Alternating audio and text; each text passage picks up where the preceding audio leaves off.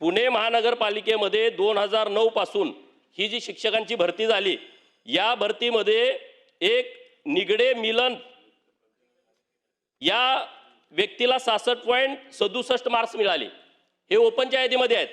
आणि ओबीसीच्या यादीत दाखवलेली 16 मुलं, एससीच्या यादीत दाखवलेली 3 मुलं, एनटीच्या यादीत दाखवलेली 2 मुलं, ही 66.67 पेक्षा जास्त आहेत मार्क.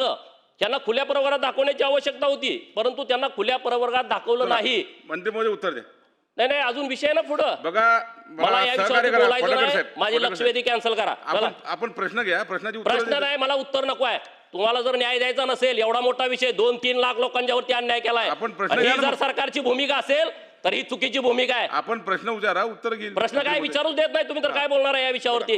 काय कळालं तुम्हाला या विषयामध्ये? अध्यक्ष महोदय, सन्माननीय पडळकर साहेब, विषयाचं गांभीर्य लक्षात घेऊन वास्तविक वेळेवर तुम्ही उपस्थित नव्हते. या लक्षवेधी ही ऐकून घ्या. ऐकून घ्या. आता उत्तर द्या. तुम्ही मला ऐकू नका म्हणजे.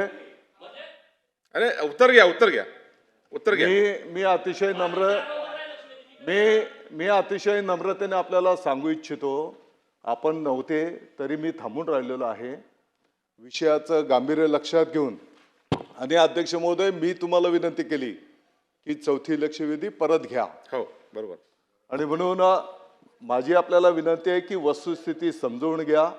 विषयाचं गांभीर्य आम्हाला पण आहे. आपण जे काही मुद्दे उपस्थित करत असाल त्या मुद्द्यांचं चौकशी करू, कारवाई करू.